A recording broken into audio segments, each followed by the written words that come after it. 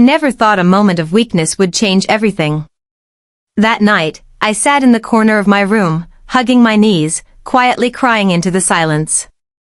The house was cold, not just from the weather, but from the weight of everything falling apart inside me.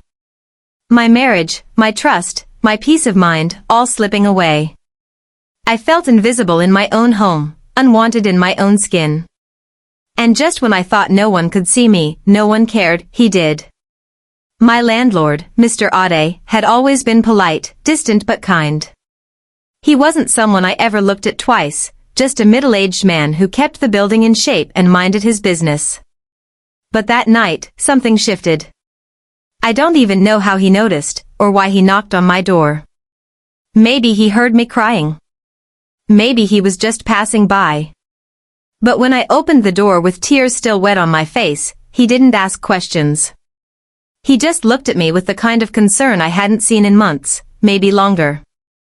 I wanted to tell him to leave, to say I was fine, but the words didn't come. Instead, I just stood there, helpless, embarrassed, broken.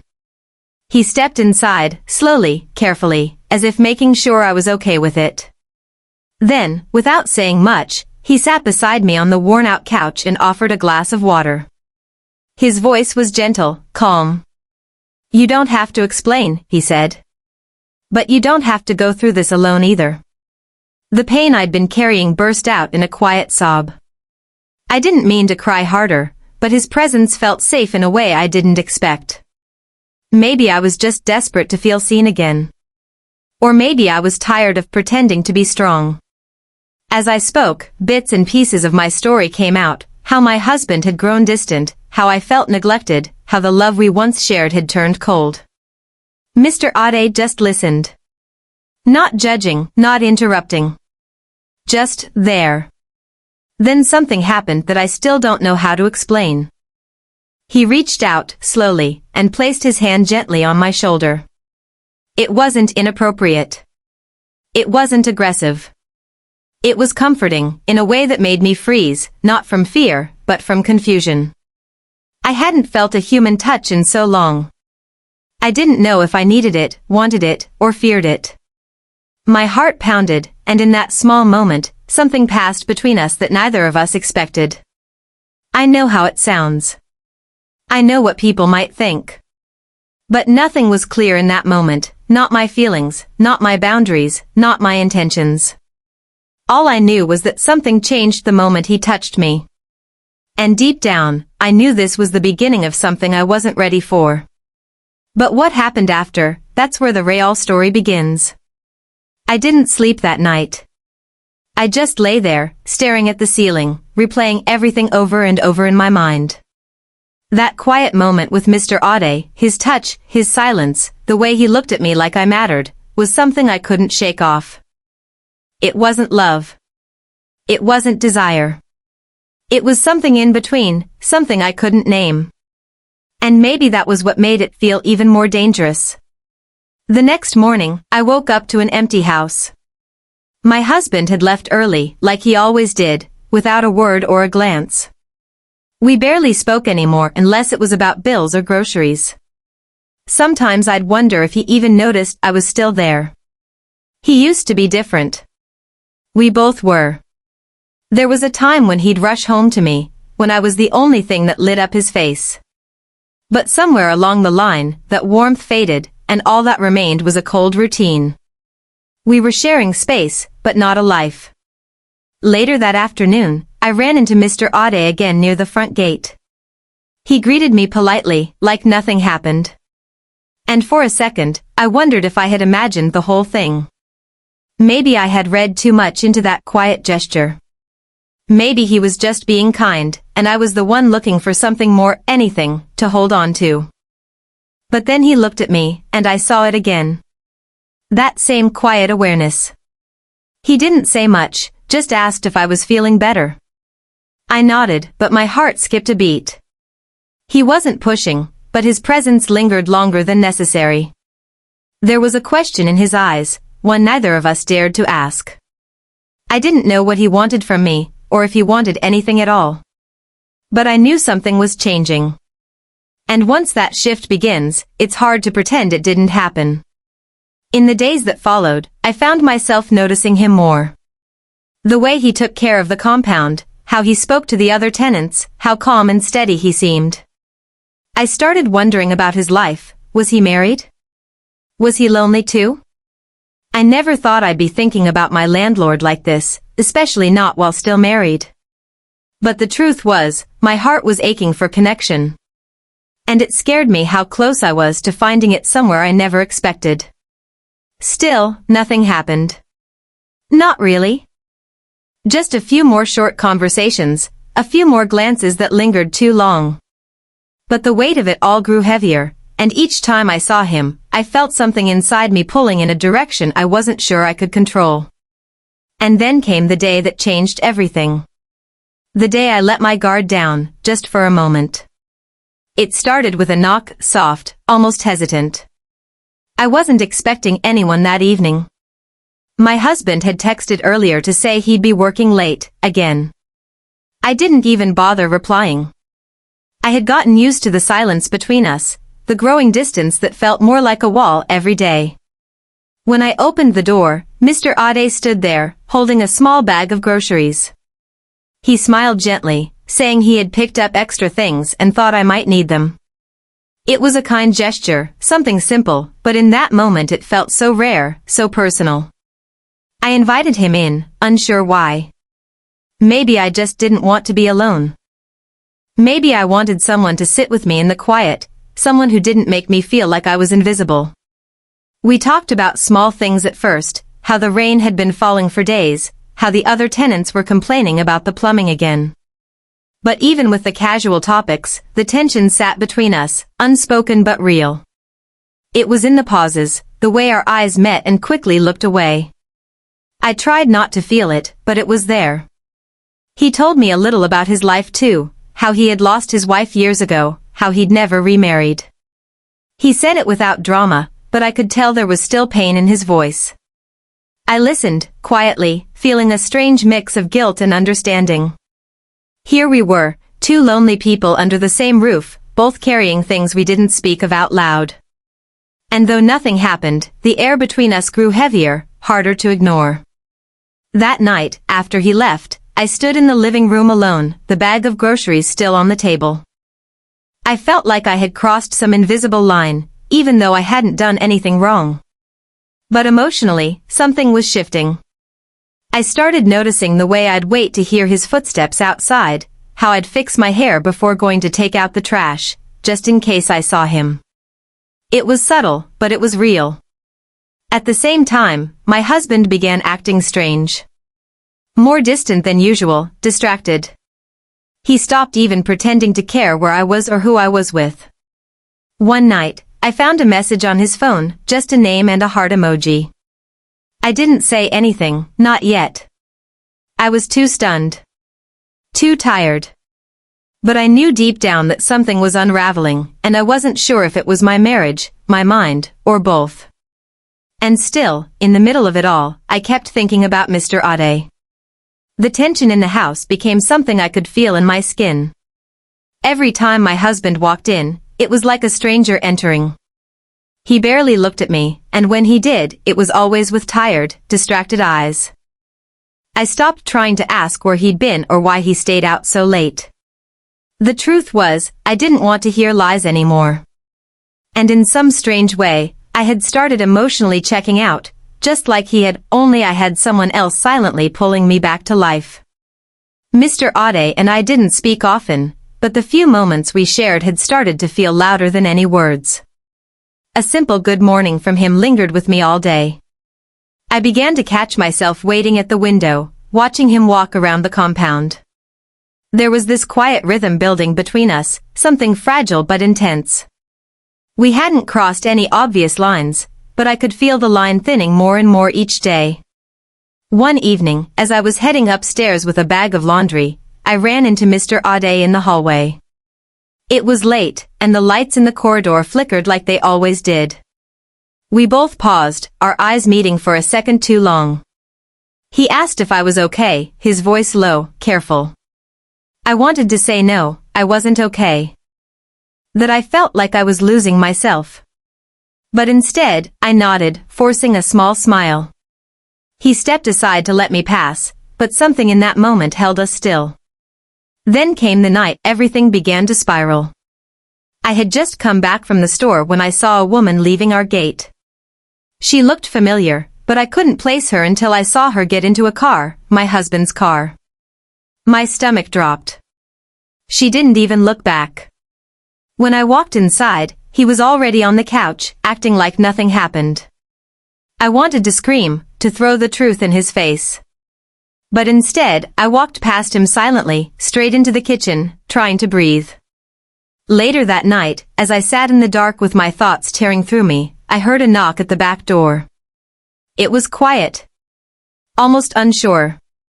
I opened it slowly, and there he was, both Mr. Ade, standing with his eyes full of concern. He didn't say anything right away. He didn't have to. We both knew we had reached a point where something had to give. My heart raced. I could feel something coming. Something I wasn't ready for, but couldn't stop anymore. I stood there, frozen in the doorway, staring at Mr. Ade as the night wrapped around us in silence. For a long moment, neither of us moved. His eyes searched mine, and I could feel the weight of everything we weren't saying hanging in the air. The tension between us wasn't just about attraction anymore, it was about timing, choices, and 100 things that could go wrong. He opened his mouth like he wanted to speak, but I beat him to it. "Did you see her?" I asked, my voice barely above a whisper. He looked confused for a second. "Who?" "The woman that just left. She was in my husband's car." His face shifted.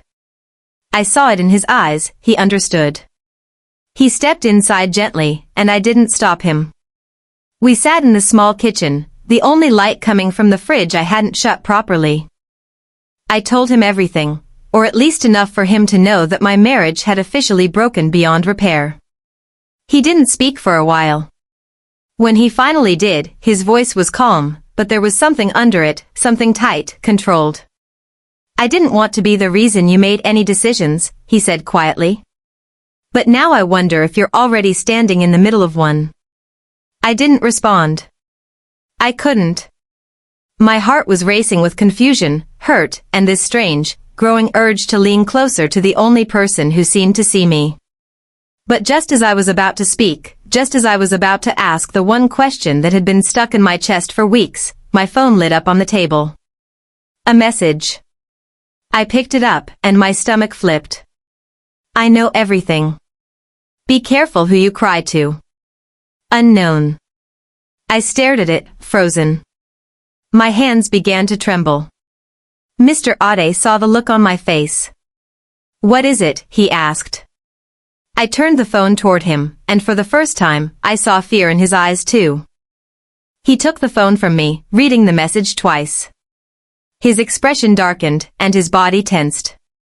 "Someone's watching," he muttered. I felt like the air had been sucked out of the room. Who could it be? A neighbor? My husband? One of the other tenants? Had someone seen us talking? Had someone twisted what they thought they saw? Then something clicked. 2 days earlier, I had noticed a phone charger plugged into the socket behind the hallway curtains. I thought it belonged to one of the neighbors visiting, but now I wasn't so sure. Suddenly, everything felt unsafe. The walls of this building, the quiet corners, the people I passed with polite hellos, they all felt unfamiliar, suspicious. I looked at Mr. Ade, my voice shaking. What if it's him? What if my husband already knows and this is his way of warning me? He didn't answer. He just stood slowly, checking the window. We both knew this had gone beyond a broken marriage or quiet loneliness. Now, someone else was involved. And whoever they weren't just watching. They were waiting. The house felt like it was holding its breath. Mr. Ade and I stood in silence, each of us listening for something, anything, that might explain what we had just seen. That message wasn't random. It was personal, direct. Someone knew. And they weren't just threatening me, they were warning me, maybe even playing a game. I didn't sleep that night. Every creak in the walls made me flinch. Every shadow felt like it had eyes. I kept checking the curtains, the locks, even the ceiling corners, wondering if there were hidden cameras or something worse. Mr. Ade stayed nearby, texting every hour just to check if I was okay. We both knew we were past the point of pretending things were normal. The next morning, I confronted my husband. I didn't plan it. It just came out as soon as he walked through the door. I showed him the message and watched his face carefully. He barely blinked. Instead, he walked past me, sat on the edge of the couch, and said, "So he told you." My heart stopped. "What do you mean?" I asked, trying to steady my voice. He looked at me, calm and cold. "Your landlord. Ade. He wasn't supposed to get this involved. He was just meant to watch over things, not touch anything."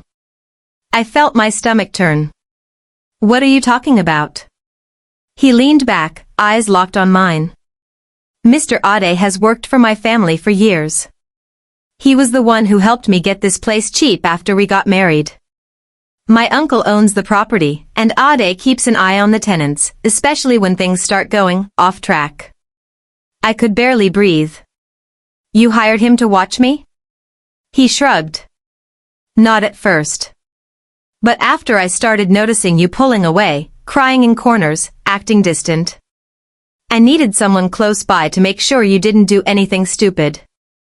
I was shaking now. "So you used him?" "No," he said. "But I also didn't expect you to start falling for him." I couldn't believe what I was hearing. My own husband had placed someone to monitor me, and the one person I thought had found me in my most broken state, he was part of it from the start. Later that day, I went to confront Mr. Ade. I demanded the truth. His face dropped when I repeated my husband's words. But instead of denying it, he looked away. "It was true at first," he said quietly. "But I didn't expect to care. I didn't expect you to matter this much." And then came the final twist. He handed me a small envelope. Inside was a photo, my husband and the woman I had seen, but not recently. It was dated 2 years ago. "They've been together long before you noticed," he said. "He made you feel guilty. He made you believe it was your fault. I only stayed close because I knew one day you'd need the truth." Tears welled in my eyes, not because of the betrayal, but because deep down, a part of me already knew. The only thing I hadn't expected was how long I had been living in someone else's story. I sat with the photo in my hands for what felt like forever. Everything I had believed, every late night I spent blaming myself for the silence in my marriage, it all suddenly made sense. The cold looks, the constant absences, the way he made me feel like I was losing my mind, it wasn't me. He had already stepped out long before I even thought of anyone else. All that time, I had been trying to hold together something that had already broken. Mr. Ade stood quietly across the room, watching me, but not saying a word. I could tell he wanted to explain more, maybe defend what started as a lie but turned into something else. But I didn't ask for details. I didn't need them anymore. What mattered most now was facing the truth and figuring out what came next. That night, I packed a small bag. Not because I was running away, but because I needed space to think, to breathe. I left a note for my husband, short and simple. "You lost me the moment you stopped being honest." I didn't wait for a reaction. I walked out of that house with my head held high, for the first time in a long while. In the weeks that followed, I moved into a friend's place across town. It wasn't fancy, but it gave me peace. I started a small job at a local shop, nothing big, but enough to keep me going. Every day felt like peeling off layers I had been carrying for too long. I stopped looking at my phone for messages that never came. I stopped wondering if someone was watching me. I had found a strange kind of freedom in all the chaos, one that came from finally choosing myself. Mr. Ade reached out once, just to ask if I was okay. I told him I was. And I was honest, I didn't know what we were, or what we could be. But I was grateful. Not just for the truth he gave me, but for the quiet kindness he showed when I needed it the most. Maybe that was all it ever needed to be. Now, when I think back on everything, the betrayal, the hidden message, the secrets behind my own front door, I realize something important. Infidelity isn't always about cheating with another person. Sometimes, it's about the ways we stop showing up for each other. The lies we tell by staying silent. The truth we bury out of fear. And sometimes, it's the people we least expect who remind us we still matter. I didn't just walk away from a broken marriage. I walked toward a better version of myself. And that was the real story. 15.